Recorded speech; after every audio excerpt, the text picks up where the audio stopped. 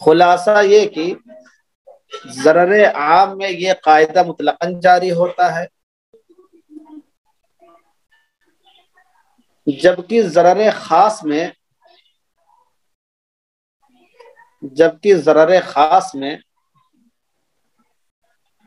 جب ضرر فاحش ہوگا تبھی جاری ہوگا، ورنہ نہیں۔ بات سمجھ میں آئی کہ نہیں آئی؟ ارے بات سمجھ میں آئی کہ نہیں آئی؟ تو اس قاعدے کا تعلق اس ضرر سے ہے جو ضرر عام ہو، یعنی اس میں عامت الناس کو ضرر لاحق ہوتا ہو، تو چاہے وہ ضرر پرانا ہو چاہے نیا ہو، اس کو ختم کیا جائے گا اور اس کے پرانے ہونے کا اعتبار نہیں کیا جائے گا۔ اور اگر ضرر خاص ہو تو ضرر فاحش ہوگا تو پھر یہ قاعدہ نافذ ہوگا، لیکن ضرر عام ہوگا تو یہ قاعدہ نافذ نہیں ہوگا۔ اب ضرر فاحش اور غیر فاحش کی بھی سمجھ لیجیے، ورنہ معلوم یہ ہوا کہ فاحش کو آپ لوگ فاحشہ کا مذکر سمجھ لیں گے تو بڑا مسئلہ گڑبڑ ہو جائے گا، سمجھ رہے ہیں؟ فاحش جو ہے یہ فاحشہ کا تو مذکر ہی ہے لیکن اردو والا نہیں ہے، سمجھ رہے ہیں؟ لکھیے، ضرر فاحش اور غیر فاحش کا معیار، ضرر فاحش اور غیر فاحش کا معیار لکھیے، نمبر لکھیے، الضرر الغیر الفاحش، الضرر الغیر الفاحش كل ما يمكن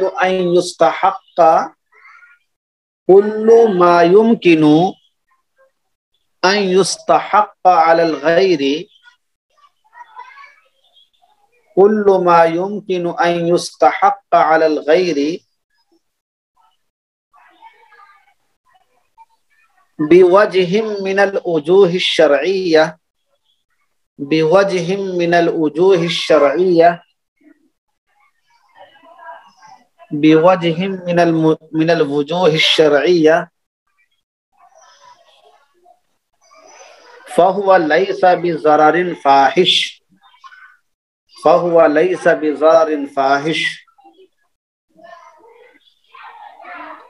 یعنی ہر وہ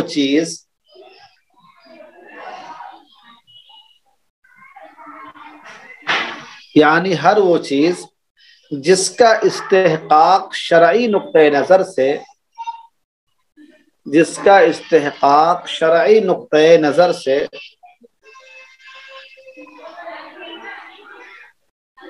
کسی بھی طرح دوسرے پر ہو سکتا ہو، کسی بھی طرح دوسرے پر ہو سکتا ہو، تو وہ ضرر غیر فاحش ہے، تو وہ ضرر غیر فاحش ہے۔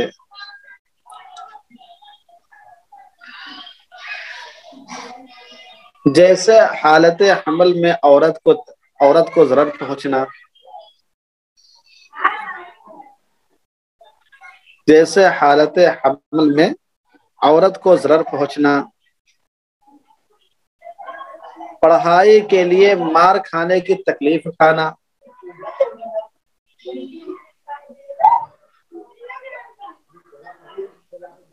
علم و مطالعہ کے لیے آنکھ کی روشنی کا کم ہو جانا، تو دیکھیں سب میں ضرر ہوتا ہے کہ نہیں ہوتا ہے، لیکن یہ غیر فاحش ہے، یہ چونکہ ایسا حق ہے جو آدمی کو حاصل ہوتا ہے۔ بھائی اگر یہ عورت تکلیف برداشت نہیں کرے گی تو نسل انسانی نہیں چلے گی، سمجھ رہے ہیں؟ آدمی علم مطالعہ نہیں کرے گا تو دنیا ترقی نہیں کرے گی، تو یہ ضرر ایسا ہے جو آدمی اس کا مستحق ہوتا ہے، سمجھ رہے ہیں؟ لکھیے الضرر الفاحش، لکھیے الضرر الفاحش كل ما لا يمكن أن يستحق على الغير، كل ما لا يمكن أن يستحق على الغير بوجه شرعي، بوجہ شرعی فہو ضرر فاحش.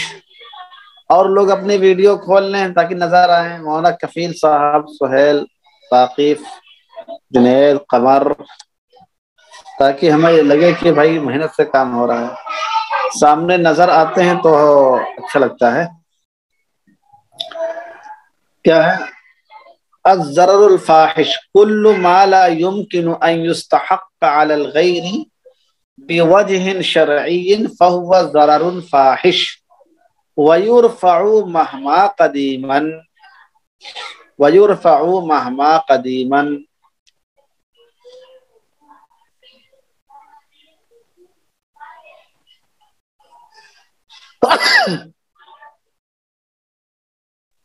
لکھا آپ نے، یعنی ہر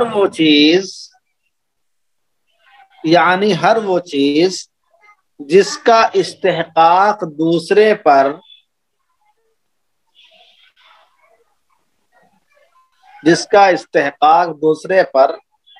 شرعی نقطۂ نظر سے نہ ہو سکتا ہو، جس کا استحقاق دوسرے پر شرعی نقطۂ نظر سے نہ ہو سکتا ہو تو وہ ضرر فاحش ہوگا،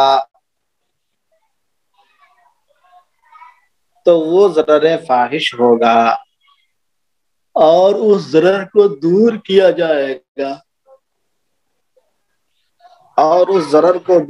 جائے گا چاہے جتنا پرانا ہو. مثلا اپنی کھڑکی یا روشن دان سے دوسرے کے گھر میں جھانکنا، اس کی شرعاً اجازت نہیں ہے تو یہ ضرر فاحش میں آئے گا. مثالیں بھی آئیں گی اس کی.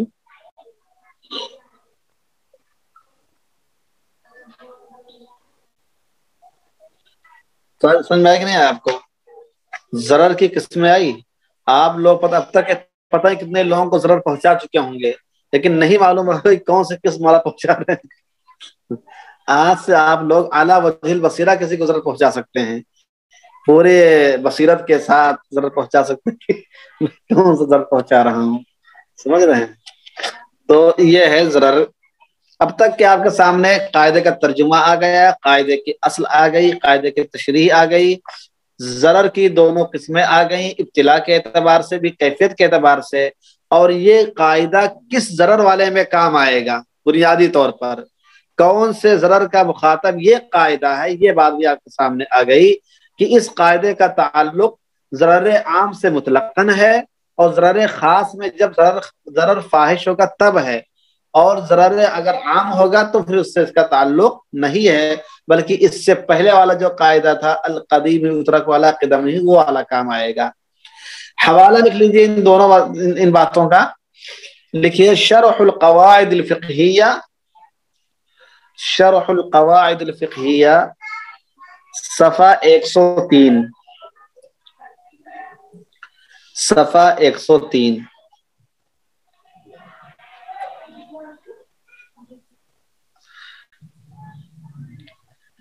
المفصل فی القواعد الفقہیہ، المفصل فی القواعد الفقہیہ صفحہ 378، صفحہ 378. اب لکھیے مثالوں کے ساتھ تطبیقات لکھیے.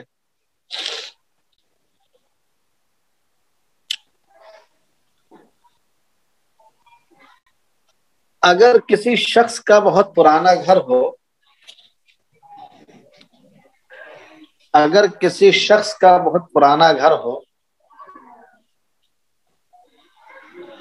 اور اس کی کھڑکی یا روشن دان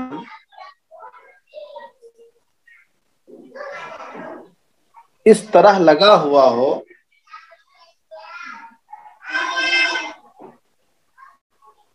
کہ اس گھر کے مرد دوسرے گھر کی خواتین کو اس سے جھانکتے ہوں،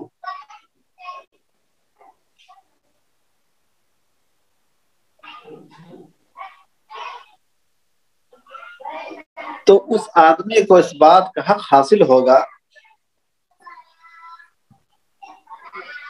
کہ اس کے گھر کی کھڑکی یا روشن دان کو بند کروا دے. الضرر لا یکون قدیما کو دیکھتے ہوئے. اب اگر یہ آدمی کہتا کہ ایسا کیسا کر رہے ہو، یہ تو ہمارے پردادا کے زمانے سے ہمارے گھر بنا ہوا ہے اور تب سے روشن دان کھڑکی لگی ہوئی ہے، آپ کیسے بند کروا سکتے ہو؟ فقہا نے لکھا ہے کہ القدیم یترک علی قدمہ، پرانے کو پرانے پر چھوڑ دیا جائے گا، کیسے بند کروا سکتے ہو؟ تو ان کی یہ دلیل مانی نہیں جائے گی، اس لیے کہ دادا نے جب تمہارے بنوایا تھا تب یہاں پر جنگل تھا، اب پوری آبادی ہو گئی ہے، سمجھ رہے ہیں؟ ہاں، تو اس لیے چاہے اتنا پرانا مکان کیوں نہ ہو اس کو بند کروا سکتے ہیں. نمبر 2 لکھیے. کسی کی چھت راستے پر کافی نکلی ہوئی ہو،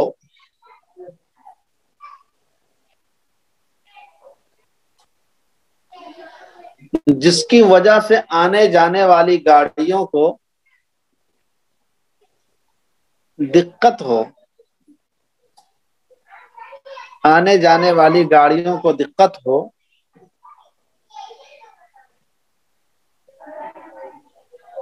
تو حکومت کو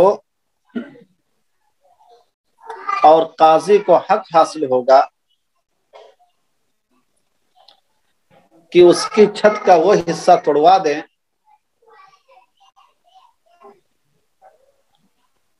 جو راستے پر آ رہا ہے.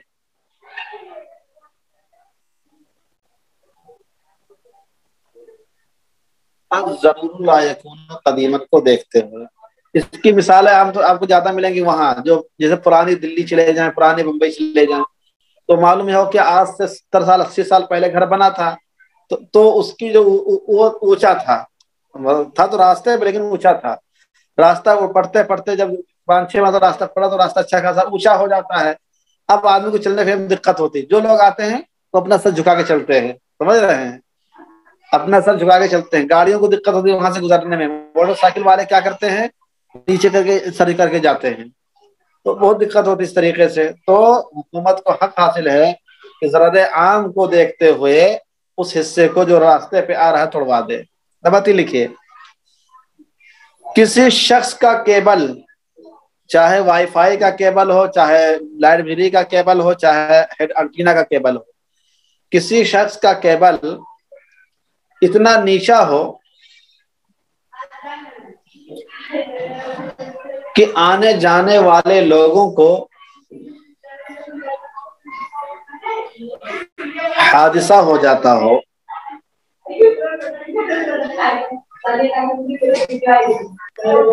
یا گزرنے والی گاڑیوں میں کرنٹ آ جانے کا ڈر ہو، یا گزرنے والی گاڑیوں میں کرنٹ آ جانے کا ڈر ہو،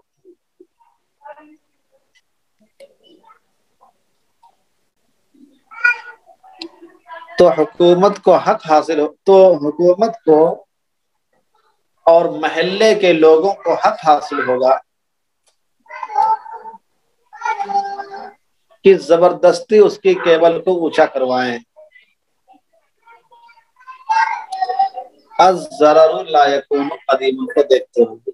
اب اگر وہ آدمی کہتا ہے کہ یہ 50 سال سے ہماری کیبل ایسے ہی جا رہی ہے، اسی طرف سے جا رہی ہے، اتنی ہی اونچی تھی، اب تم لوگ نئے نئے پیدا ہوئے سب کو منع کر رہے ہو، تو اس کی بات معتبر نہیں ہوگی. 25 نہیں، 50 نہیں، 100 سال سے تمہاری کیبل لگی رہی ہوگی، لیکن لوگوں کو دقت ہو رہی آنے جانے میں تو کیبل کو ہٹوایا جائے گا یا اونچا کروایا جائے گا.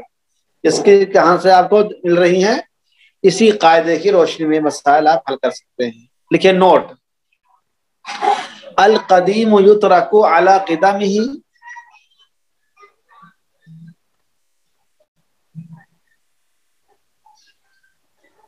اور الضرر یزال کے تحت، اور الضرر یزال کے تحت آنے والی بہت سی مثالیں بھی اس پر منطبق ہو سکتی ہیں. بہت سی مثالیں اس پر منطبق ہو سکتی ہیں. تو یہ قاعدہ سمجھ میں آیا کہ نہیں آیا؟ الضرر لا يكون قدیما کا صرف یہ مفہوم ہے کہ یہ پہلے والے قاعدے کی قید ہے.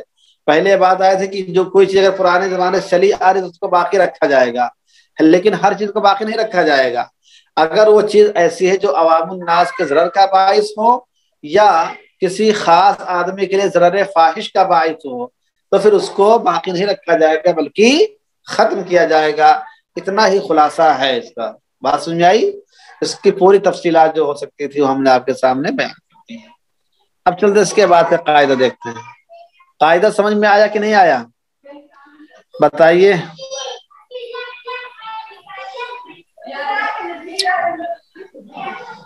اس کے بعد ایک قاعدہ ہے الاصل براءۃ الذمہ. لکھیے اصل یہ ہے کہ آدمی بری الذمہ ہو.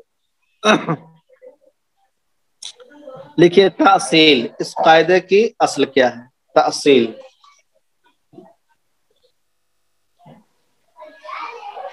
اس قاعدے کی اصل رسول اللہ صلی اللہ علیہ وسلم کا فرمان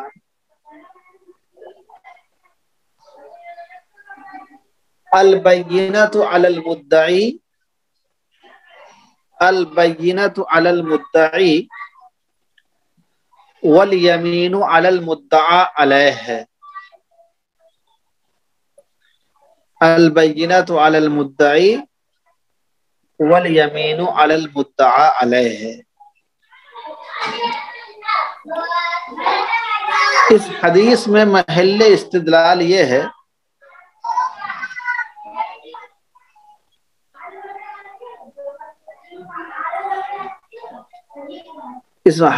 محل استدلال یہ ہے کہ آدمی پیدائشی طور پر تمام ذمہ داریوں سے آزاد پیدا ہوتا ہے.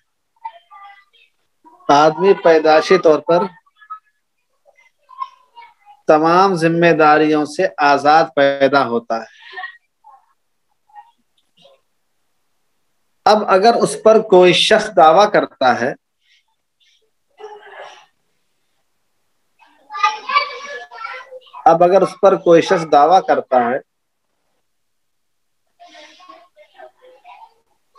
تو گویا وہ خلاف اصل اور خلاف فطرت دعویٰ کر رہا ہے.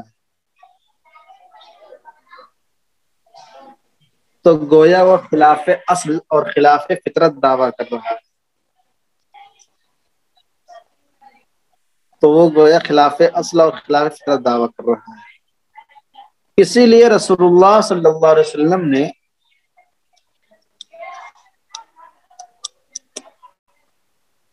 بینہ پیش کرنے کی ذمہ داری اسی کے سر ڈالی ہے. اسی لیے رسول اللہ صلی اللہ علیہ وسلم نے بینہ پیش کرنے کی ذمہ داری اسی کے سر ڈالی ہے.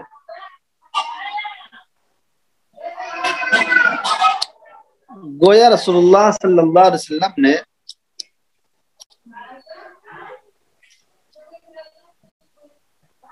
آدمی کو اصلاً بریء الذمہ مانا ہے.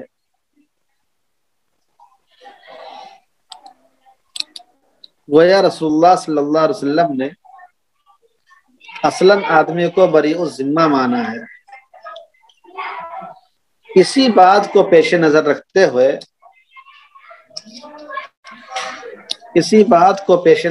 ہوئے رسول اللہ صلی اللہ علیہ وسلم نے الاصل براءۃ الذمہ کا اسی بات کو پیش نظر رکھتے ہوئے فقہائے کرام نے الاصل براءۃ الذمہ کا قاعدہ بنایا.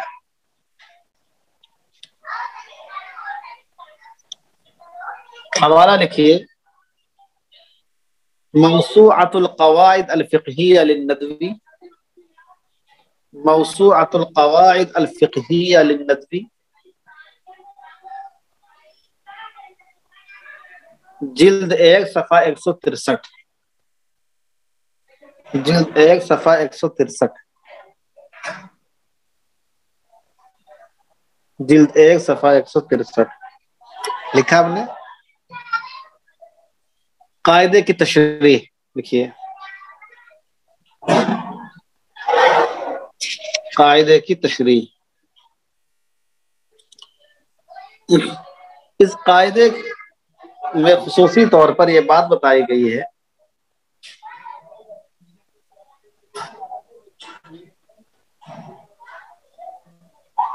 کہ انسان فطری طور پر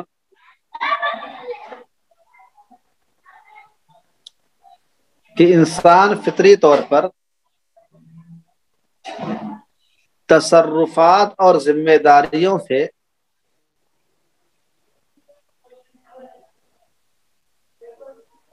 آزاد ہوتا ہے.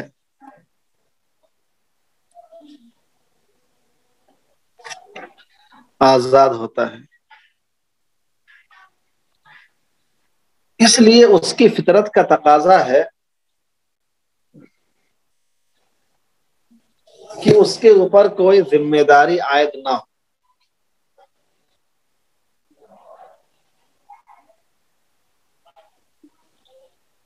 چنانچہ اگر کوئی ایسا معاملہ پیش آتا ہے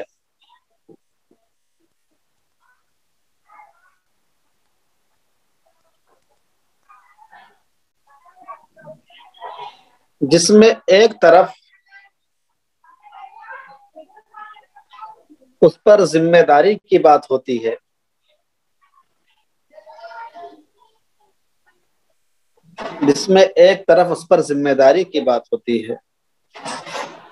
اور دوسری طرف عدم ذمہ داری کی بات ہوتی ہے.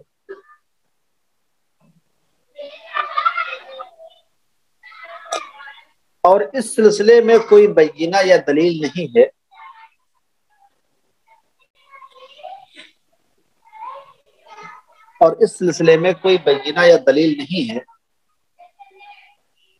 تو اس کی اصل فطرت کو دیکھتے ہوئے عدم ذمہ داری کا حکم لگایا جائے گا.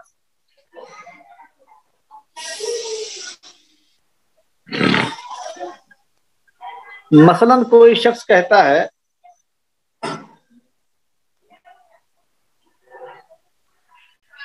کہ زید میرا 2000 مقروض ہے. مثلا کوئی شخص کہتا ہے کہ زید میرا 2000 مقروض ہے اور زید کہتا ہے کہ میرے ذمے کچھ بھی نہیں ہے، میں نے کبھی پیسہ لیا نہیں. اور زید کہتا ہے کہ میرے ذمے کچھ بھی نہیں، میں نے کبھی پیسہ لیا نہیں. اور کسی کے پاس بھی اس سلسلے میں کوئی ثبوت نہیں.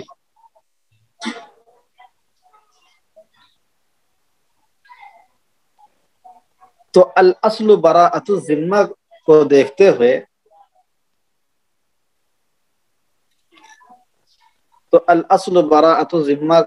ہوئے زید کو اس سے بری رکھا جائے گا. مولانا عبد الکریم آج نہیں آئے ہیں کیا؟ عبد الکریم بمبئی والے، عبد الکریم صاحب نہیں آئے ہیں.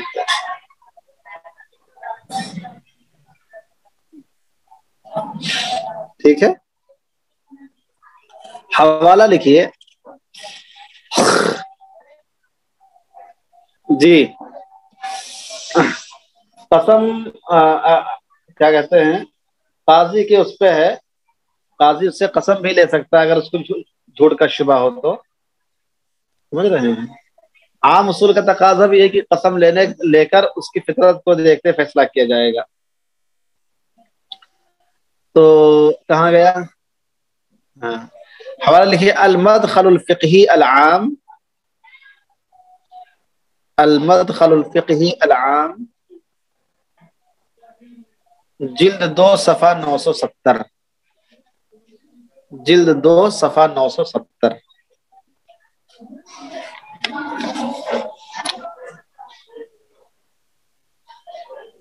لکھیے اس قاعدے کی اہمیت. لکھیے اس قاعدے کی اہمیت، اس قاعدے کی اہمیت پر روشنی ڈالتے ہوئے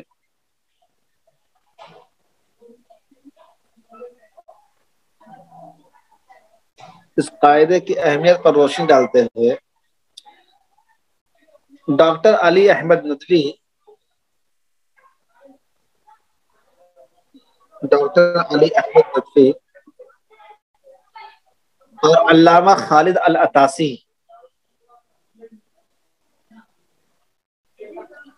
علامہ خالد العطاسی نے متفقہ طور پر یہ بات لکھی ہے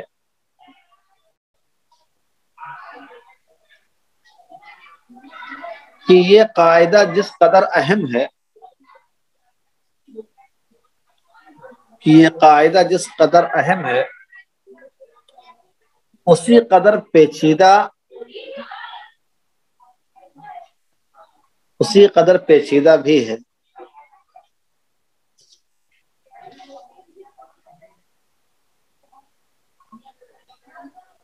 اور حکام اور مفتی لوگ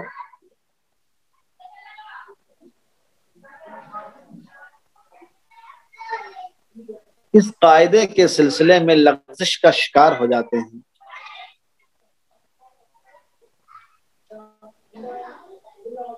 اس قاعدے کے سلسلے میں لغزش کا شکار ہو جاتے ہیں۔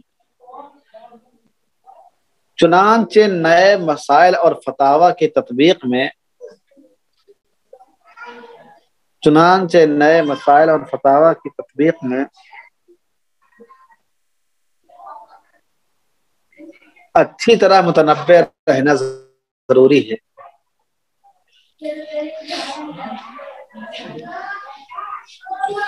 دیکھیے شرح المجلہ للعطاسی، دیکھیے شرح المجلہ للعطاسی جلد 1 صفحہ 26، موسوعۃ القواعد للندوی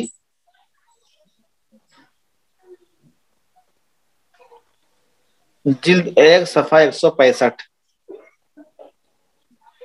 جلد 1 صفحہ 165۔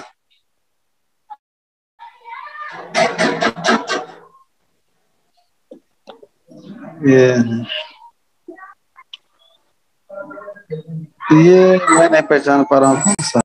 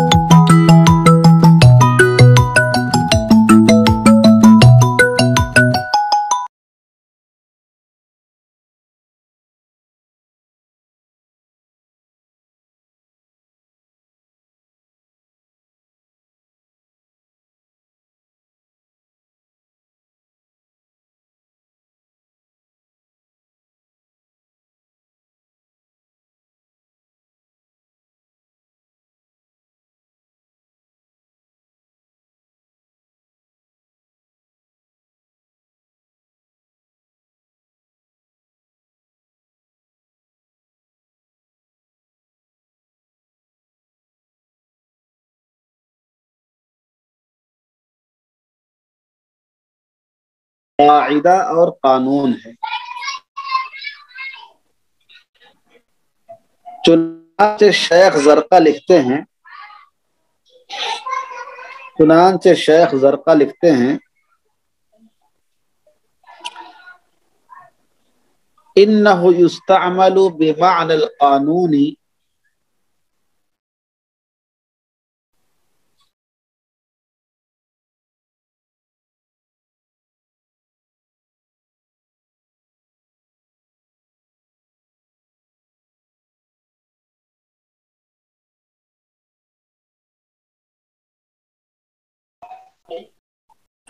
والقاعدہ المنطبقة على جزئياتها المنطبقة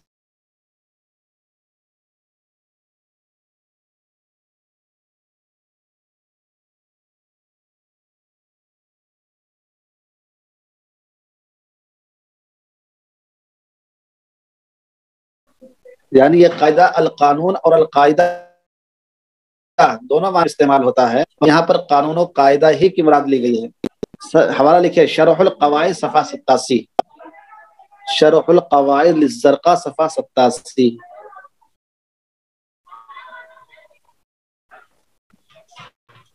لکھیے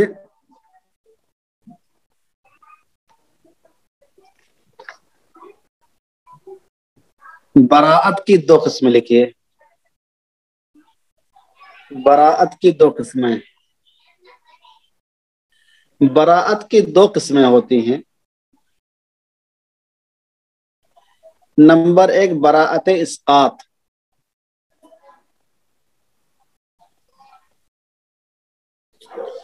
جس میں آدمی اپنا حق خود ساقط کر دے۔ جیسے میں کہوں کہ مولانا معین الدین صاحب کے فیس جو ہے ربیع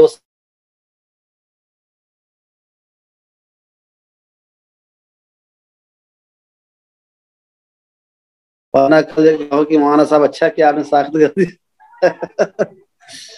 ٹھیک ہے، یہ ہے براءت اسقاط، یعنی آدمی خود اپنا حق ساقط کر دے۔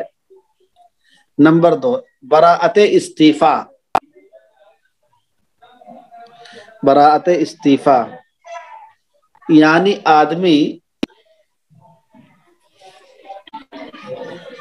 خود ادا کر کے بری ہو جائے۔ جیسے معین الدین صاحب، انہوں نے اس مہینے کی فیس ادا کر دی، اب یہ براءت استعفا میں آ چکے ہیں۔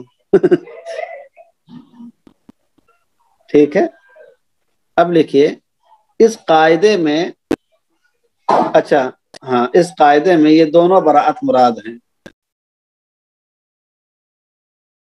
دونوں مراد ہے، یعنی اگر اولاً تو یہ ہے کہ آدمی کسی سے لیا ہو تو اس نے معاف کر دیا ہوگا، اور نہیں لیا ہے تو بہت اچھی بات ہے، یا ادا کر دیا ہوگا۔ اس کا حوالہ لکھیے رد المحتار، رد المحتار جلد 7 صفحہ 381، وہی فتاوی شامی جس کو کہتے ہیں، رد المحتار جلد 7 صفحہ 381۔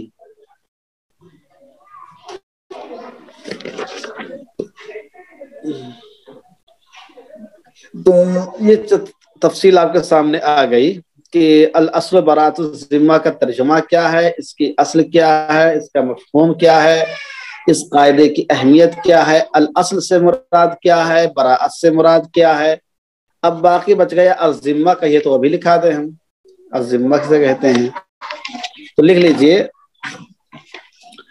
ہاں لکھ لیجئے اس کو، الذمہ کو بھی لکھ لیجئے۔ الذمۃ اصطلاحا، الذمۃ اصطلاحا وصف یصیر به، وصف یصیر اہلا لما له وما علیہ، وصف یصیر به الانسان اہلا لما له وما علیہ۔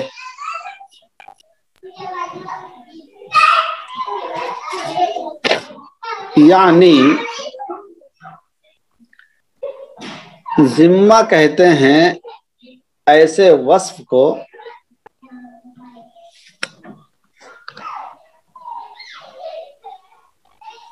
یعنی ذمہ کہتے ہیں ایسے وصف کو جس سے انسان اپنے لیے کسی چیز کا، جس سے انسان اپنے لیے کسی چیز کا یا اپنے اوپر دوسرے کی کسی چیز کا، یا اپنے اوپر دوسرے کی کسی چیز کا اہل ہو جاتا ہے۔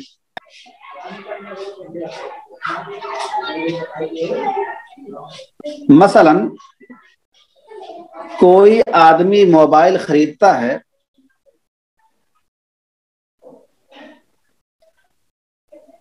تو وہ موبائل پانے کا اہل ہو جاتا ہے،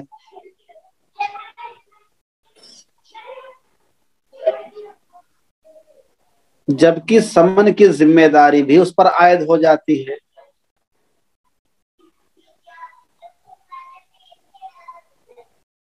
اس طرح لما لہو وما علیہ دونوں ہو جاتا ہے، ہوتا کہ نہیں ہوتا ہے، اس کے اپنے حق میں بھی پا جاتا ہے، اپنے اوپر بھی ذمہ داری آ جاتی ہے۔ حوالہ لکھیے درر الحکام۔ درر الحکام میں موبائل کی مثال تو نہیں لکھی ہوئی، میں نے سمجھانے کے لیے بتا دیا آپ کو۔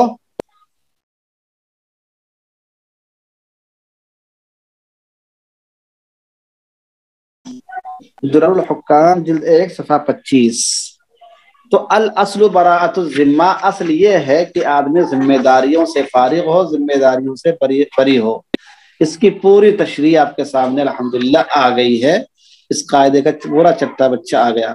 اب لکھیے مثالوں سے تطبیقات دیکھیے۔ اچھا ایک چیز اور لکھ لیجیے، اس کے اندر رہ گئی، اس قاعدے کا محل استعمال یہ بھی لکھ لیجیے، کیوں رہ جائے بھائی آپ سے، کل قیامت میں آپ لوگ دامن پکڑیں گے کہ چیز آپ نے نہیں بتائی تھی۔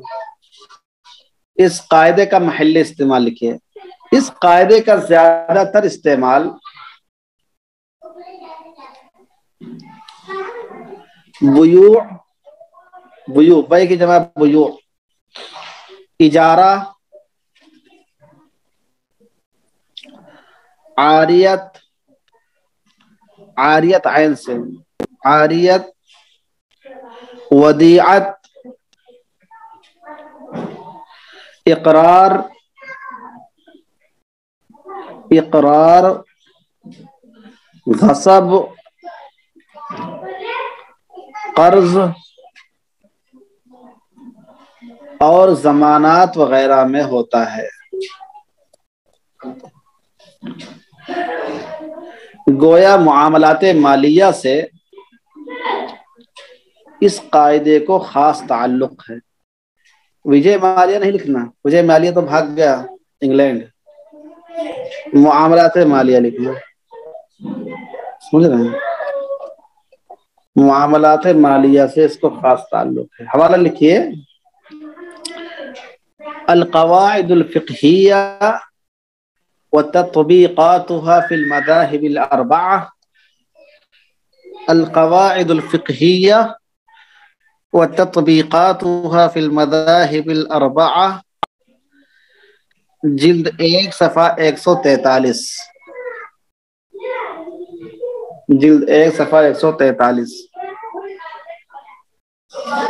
ٹھیک ہے۔ اب لکھے تطبیقات۔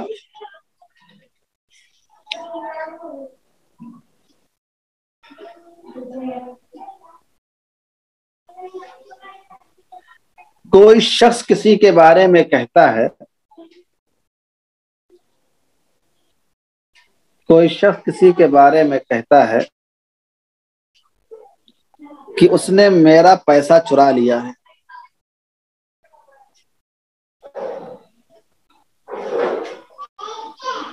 اور وہ کہتا میں نے نہیں چرایا ہے،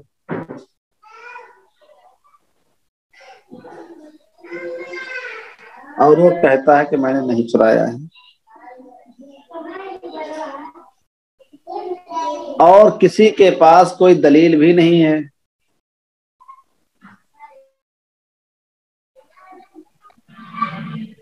اور کسی کے پاس کوئی دلیل بھی نہیں ہے، تو اس قاعدے کو دیکھتے ہوئے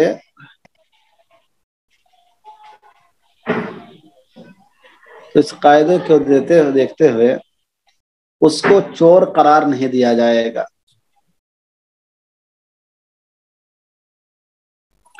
اس کو چور قرار نہیں دیا جائے گا۔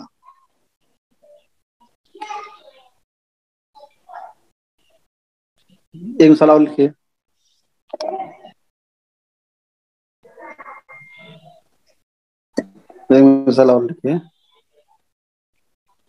کسی نے موبائل کی دکان سے ایک موبائل لیا، سیکنڈ ہینڈ موبائل لیا، کسی نے موبائل کی دکان سے سیکنڈ ہینڈ موبائل لیا،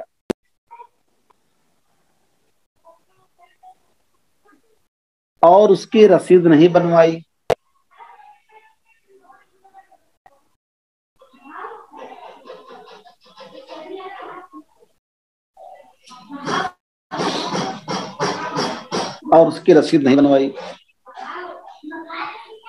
بعد میں پھر اس کو واپس کرنے گیا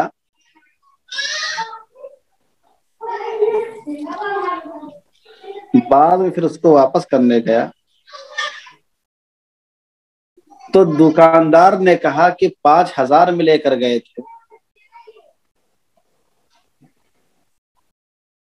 دکاندار نے کہا 5,000 میں لے کر گئے تھے اور موبائل والے نے کہا کہ 6,000 میں لے کر گئے تھے.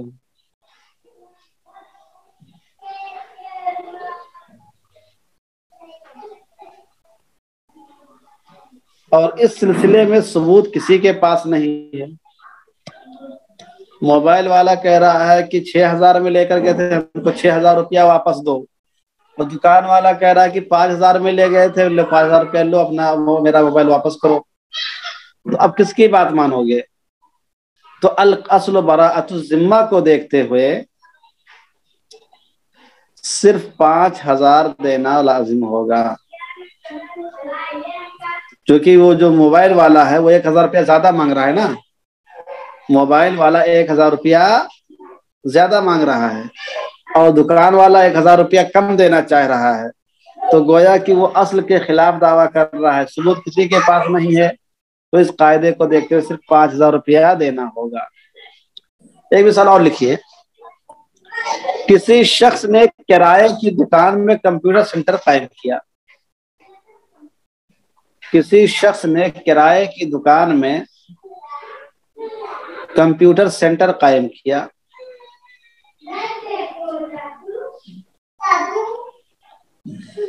ایک آدھ سال گزرنے کے بعد دکان خالی کر دیا اور چلا گیا.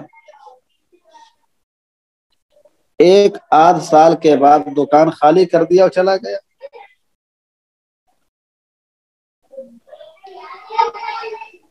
پھر 2-4 دن کے بعد واپس آ کر کہتا ہے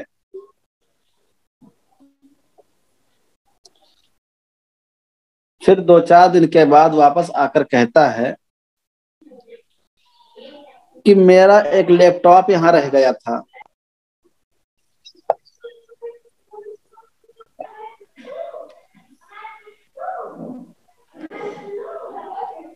کہ میرا ایک لیپ ٹاپ یہاں رہ گیا تھا, وہ مجھے واپس دیجیے.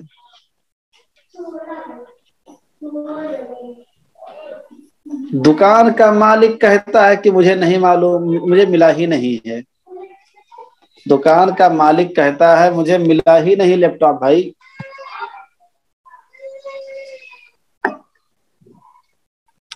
اور اس سلسلے میں ثبوت کسی کے پاس نہیں ہے.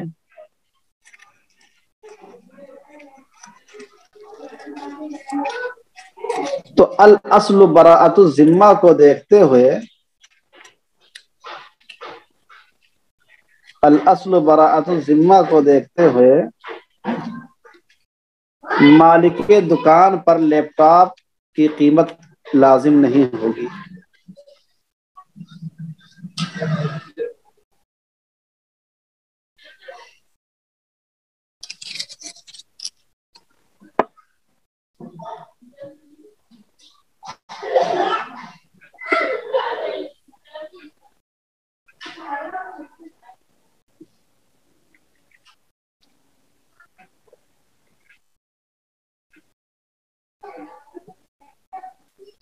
ڈپوزٹ کی رقم کے بارے میں اختلاف ہو گیا. دیکھیے ایک مسئلہ اور,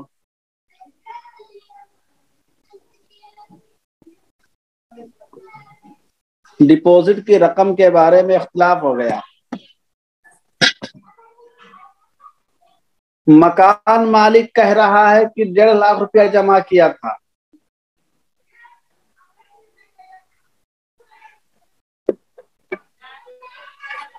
مکان مالک کہہ رہا ہے 1.5 لاکھ روپیہ جمع کیا تھا. اور کرایہ دار کہتا ہے 1,60,000 دیا تھا.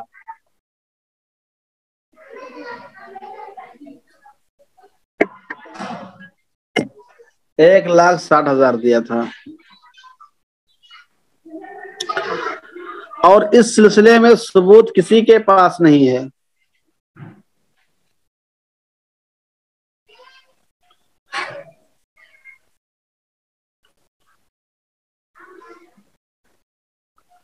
تو الاصل براءۃ الذمہ کو دیکھتے ہوئے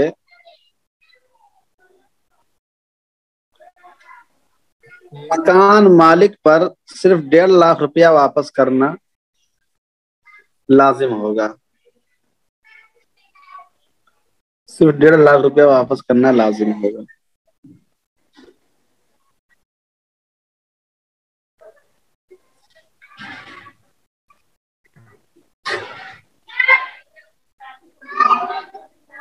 लाजिम होगा, समझ रहे हैं।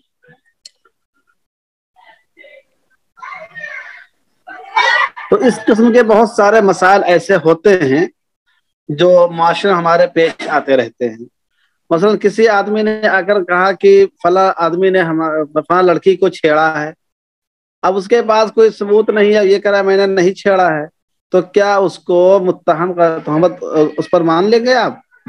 उसको मुत्तहम नहीं करार दिया जाएगा, उसको मुलजिम करार नहीं दिया जाएगा। अल अस्लु बराअत जिम्मा, असल ये कि उसने नहीं छेड़ा है। तो इस तरह के बहुत सारे मसाइल पेश आते रहते हैं जिनका इनके जरिए से हल हो सकता है। तो आज के दोनों कवायद समझ में आई कि नहीं आया आपको? अल यमीनु अला मन अनकरा की बात नहीं आ रही है। अल यमीनु अला मन अनकरा की बात आमतौर से आती है जब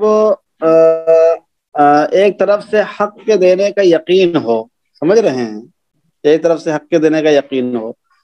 और जिसमें इस तरह भी कर सकते हैं कि काजी पहले कसम लेगा और कसम के साथ साथ में उसके पास एक ये भी असल भी मौजूद है, तो जिसकी बात असल के मुताबिक होती है उस पर भी फैसला किया जाता है, समझ रहे हैं, उसके मुताबिक उसका फैसला किया जाता है। तो ये हम लिखाएंगे आपको, अभी किसी दिन लिखा देंगे कि असल इसमें तरजीहात जो होती हैं, मुरज्जिहात, वो 2 तरीके से होती हैं। इख्तिलाफी मामलात में तरजीह के असल बुनियादी तौर पे 2 उसूल होते हैं, एक है तरजीह मुरज्जिह अव्वलिया, एक है मुरज्जिह सानिया। मुरज्जिह अव्वलिया क्या चीज होती है? वो है असल और जाहिर। असल में क्या होता है, जैसे अल अस्लु फी सिफात अल आरदत अल अदम, अल अस्लु बराअतु जिम्मा, अल अस्लु ये क्या नाम है, अल बकाउ मा कान अला मा कान, ये असल हैं। और जाहिर में 2 चीजें आती हैं, एक है दलालत हाल और दूसरा क्या है, इस्तिस्हाब, ठीक है। फिर अब इनमें अगर इख्तिलाफ होता है तो उसूल और जाहिर में इख्तिलाफ होता है तो जाहिर को तरजीह देते हैं। और एक है तरजीह सानवी, उसमें बय्यिना है, इकरार है, नुकूल है, करीने कातिआ है, समझ रहे हैं। बय्यिना है, इकरार है, नुकूल है, करीने कातिआ है। इसमें और अगर जाहिर में इख्तिलाफ होता है तो फिर बय्यिना और इकरार वगैरह को तरजीह दिया जाता है, उसको फौकियत हासिल होती है। एक लंबी बहस थोड़ी सी है, इसलिए मैं उसमें जाना नहीं चाह रहा था। वक्त आएगा तो इंशाअल्लाह ये पहलू भी तृष्णा नहीं रखेंगे, बताएंगे, ठीक है।